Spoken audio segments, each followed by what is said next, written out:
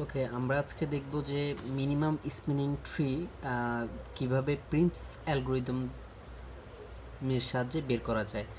Prim's algorithm minimum spanning ট্রিটা actually দুইটা মেথডে বের করা যায়। একটা হচ্ছে প্রিমস আর একটা হচ্ছে ক্রুস্কাল অ্যালগরিদম। সো আমরা আজকে দেখব প্রিমস অ্যালগরিদম দিয়ে কিভাবে বের করে। ওকে, এখন হচ্ছে এখানে প্রিমস অ্যালগরিদমে কিছু নিয়ম আছে, রুলস অ্যান্ড রেগুলেশনস। সেটা হচ্ছে remove all the loops and parallel edges. Okay, remove all the loops মানে কি? লুপস কাকে বলে? সেটা হচ্ছে যদি ভার্টেক্সে থেকে কোনো কিছু শুরু হয়ে আবার ওই ভার্টেক্সে আসে সেটাকে লুপ বলে।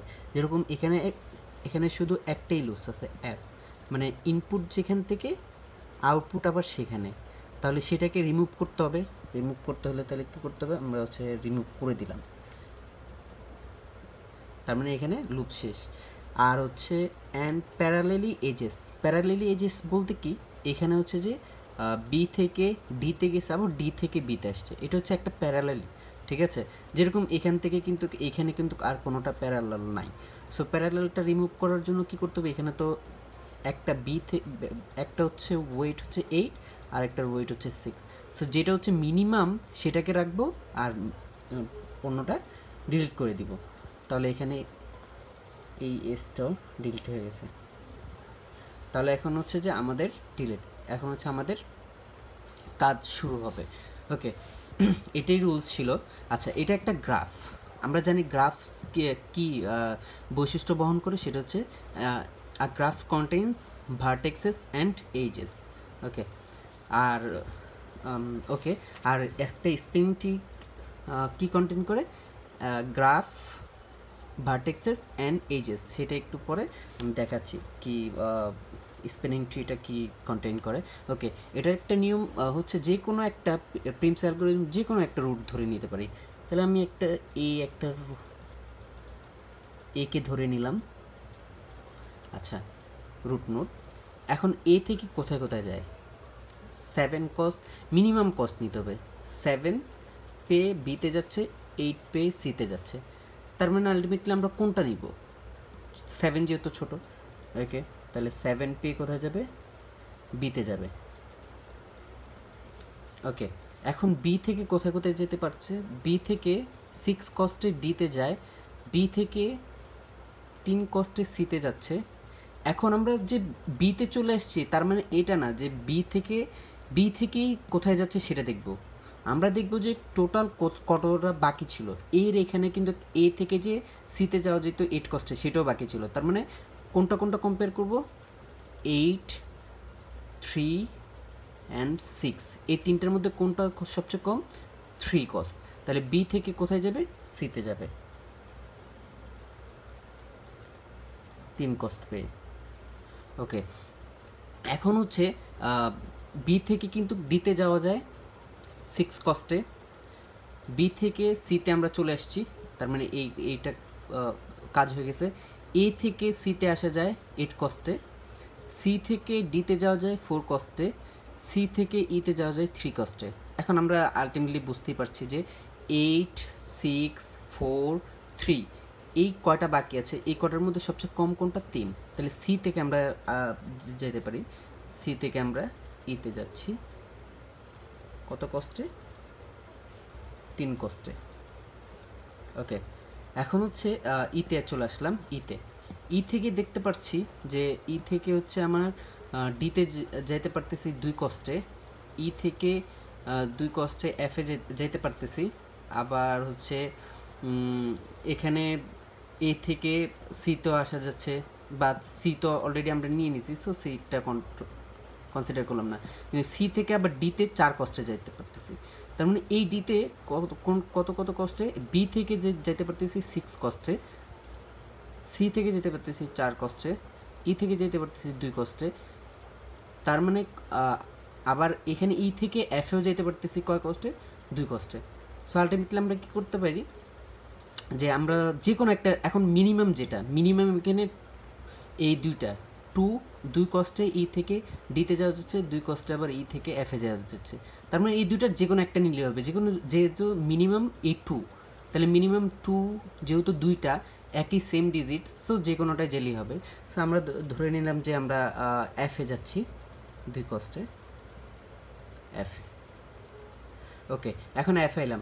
এফে আসার পরে দেখব যে এফ থেকে ডিতে যাওয়ার কষ্ট হচ্ছে 5, বি থেকে ডিতে যাওয়ার কষ্ট হচ্ছে 6, এই সি থেকে আবার ডিতে যাওয়া যায় কষ্ট হচ্ছে 4, আর থেকে আবার ডিতে যাওয়া যায় সেটা হচ্ছে আবার 2। তাহলে আমি মিনিমামটা দেখব যে এখানে 5 কস্ট লাগে, এখানে 6 লাগে, এখানে 4 লাগে, এখানে শুধু 2 লাগে। তাহলে মিনিমাম যে কস্টটা সেটা নিব। তাহলে আমরা থেকে ডিতে চলে গেলাম কত কস্টে? 2 কস্টে। ওকে, এখন এখানে হচ্ছে যে আমাদের কিন্তু অল দ্য ভার্টিসেস এখানেই প্রেজেন্টেড আছে। কীভাবে? এখানে কয়টা ভার্টেক্স ছিল? 1 2 3 4 5 6। এখানেও তাহলে দেখি অ্যান্সারে 1 2 3 4 5 6। তার মানে একটা মিনিমাম স্প্রিং ট্রি যে কন্টেইন করে হচ্ছে G prime, vertex prime, S prime. Okay, এখন এক স্পিনিং ট্রির যে গ্রাফটা সেটা কন্টেইন করবে ভার্টেক্স। তার মানে কি গ্রাফের যে ভার্টেক্স সংখ্যা ভি প্রাইম ইকুয়াল টু ওই গ্রাফের ভার্টেক্স সংখ্যা যে যতটা, মিনিমাম স্পিনিং ট্রির ভার্টেক্স সংখ্যাটাও ততটা হবে। তার মানে আমরা দেখেছি যে ততটাই ভার্টেক্স সংখ্যা আছে। আচ্ছা, এখন হচ্ছে এজ সংখ্যা। ওকে, এখানে হচ্ছে এজ সংখ্যা হচ্ছে টোটাল যে গ্রাফের ভার্টেক্স সংখ্যা তার থেকে 1 কম, সেটি হচ্ছে মিনিমাম স্প্রিং ট্রি এর এজ সংখ্যা হবে। দিয়ে এজ বোঝায়। ওকে, তাহলে ভি মাইনাস 1। ওকে, ভি ভার্টেক্সেস কয়টা আছে গ্রাফের? 1 2 3 4 5 6। 6 মাইনাস 1 ইকুয়াল টু 5। তার মানে এইচ সংখ্যা কয়টা হবে? ই প্রাইম মানেই তো বোঝা যাচ্ছে যে স্পিনিং ট্রি এর এইচ সংখ্যা 5 হবে। দেখি এইচ সংখ্যা কত?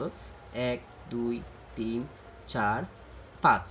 তাহলে এইচ সংখ্যা কয়টা? 5টা। তার মানে আমাদের মিলে গেছে, আমাদের কিন্তু এটাই minimum spanning tree.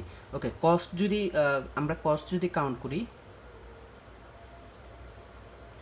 7 plus 3 plus 3 plus 2 plus 2। ওকে, এখানে 10 15 17। ওকে, 17। তার মানে মিনিমাম স্প্রিং ট্রি কস্টটা কত? 17। আচ্ছা, এইটা হচ্ছে যে আমাদের কোশ্চেন যদি আসে তাহলে এটা আসতে পারে যে minimum spanning tree using Prim's algorithm, বা মিনিমাম স্প্রিং ট্রি, যেহেতু এটা প্রিমস অ্যালগোরিদম করছি, প্রিমস অ্যালগোরিদম বের করতে বললে আমরা এই নিয়মে বের করব। ওকে, আর যদি শুধু মিনিমাম স্প্রিং ট্রি বের করতে বলে তাহলে তো আগের ভিডিও যে দিয়েছি শুধু মিনিমাম স্প্রিং ট্রি কীভাবে বের করব সেই নিয়মে করব। ঠিক আছে, এখন এরকম না যে আমরা যে একটু আগে দেখলাম যে আমি শুধু যে বিতে আসার পরে যে ভাববো যে বিতে চলে এসেছি এ কে আর কাউন্ট করবো, তা না। আমি কিন্তু এ থেকেও সিতে যেতে পারতাম যদি কস্ট কম হইতো।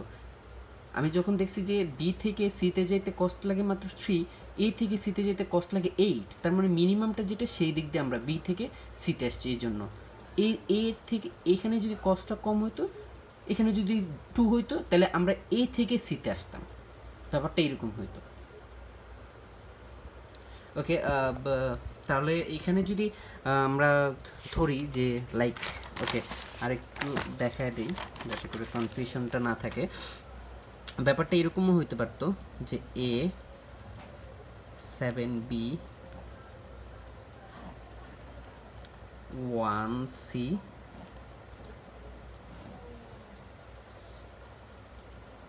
3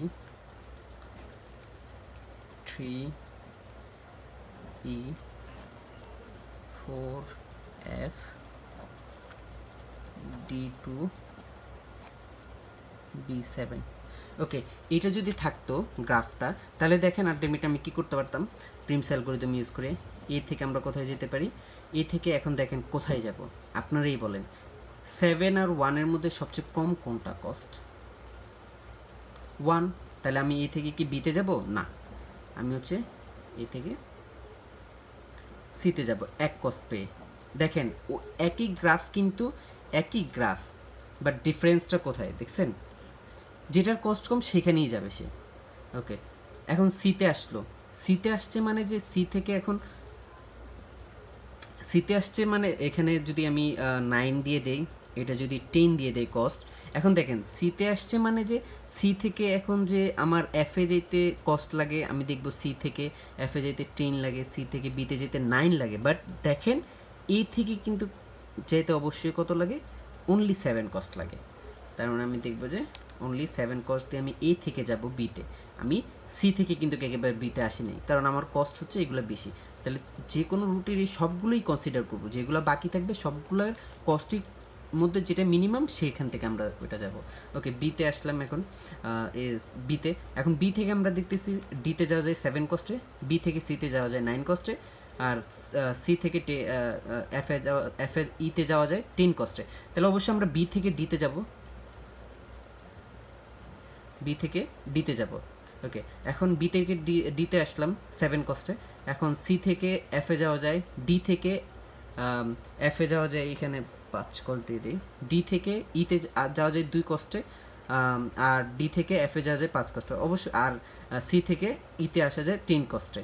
ওকে, অবশ্যই আমরা তাহলে কী করব, আমরা অবশ্যই এখানে ডি থেকে যেটা কম কস্ট 2, তাহলে ডি থেকে ইতে আসবো 2 কস্টে। ওকে, এখন ইতে আসলাম, ই থেকে এখন আমার কোনটা বাকি, ই থেকে এফে যেতে পারতেছি 4 কস্টে, ডি থেকে আবার এফে যেতে পারতেছি 5 কস্টে। এখানে যদি এখানে কস্টটা 3 থাকতো তাহলে কিন্তু আমরা এখন কিন্তু আমরা এখানে ডি থেকে কোথায় যাব, এফে যাব কত, 3 কস্টে, কারণ অবশ্যই আমার 4 কস্ট থেকে তো 3 কস্ট কমই, তাহলে আমি ডি থেকে এফে যাব। ডি একবার ইউজ হয়েছে তার মানে যে ডি থেকে আর যাবে না সেটা না, আমার এখান থেকে কোনো এই ভার্টেক্সে যাইতে যেটা মিনিমাম কস্ট সেটা আমরা ইউজ করব। এখন এখানে দেখেন তো কয়টা ভার্টেক্সের, 1 2 3 4 5 6, 1 2 3 4 5 6, দেখেন সেম গ্রাফ, শুধু কি কস্টগুলো ভিন্ন, গ্রাফটাও ভিন্ন হয়ে গেছে। এখন ওই যে আমরা বলছি এখন আচ্ছা ঠিক আছে, এখন তাহলে এজ সংখ্যা কীভাবে, ই প্রাইম ভার্টেক্স সংখ্যা তো মিলছে, V prime equal to V, এখানে যতটা ভার্টেক্স আছে ততটাই ভার্টেক্স আমার এখানেও স্পিনিং ট্রিতেও আছে। Even E prime equal to কত, ই প্রাইম হচ্ছে V minus 1, 6 minus 1 equal to 5। আমরা মিলে দেখি যে অ্যাকচুয়ালি 5টা আছে নাকি এখানে, 1 2 3 4 5, তার মানে আমাদের এটা স্পিনিং ট্রি হয়ে গেছে। স্যার যদি কোশ্চেন করে স্পিনিং ট্রির বৈশিষ্ট্য কী, তাহলে এইভাবে বলতে হবে কিন্তু, যে আমার হচ্ছে গ্রাফের ভার্টেক্স সংখ্যা ইকুয়াল টু স্প্রিং ট্রির ভার্টেক্স সংখ্যা সমান হইতে হবে, আর গ্রাফের এজ সংখ্যা ভার্টেক্স সংখ্যা থেকে এক কম হইলে সেটা হচ্ছে স্প্রিং ট্রির এজ সংখ্যা, যেটা আমরা দেখলাম এই যে 6 হচ্ছে ভার্টেক্স সংখ্যা, -1 দিলেই 5, 5টা এখানে পাইলাম, এই একটা এজ, এই একটা এজ, এই একটা এজ, এই একটা এজ। Okay, thank you. কোনো প্রবলেম থাকলে কমেন্টে জানান।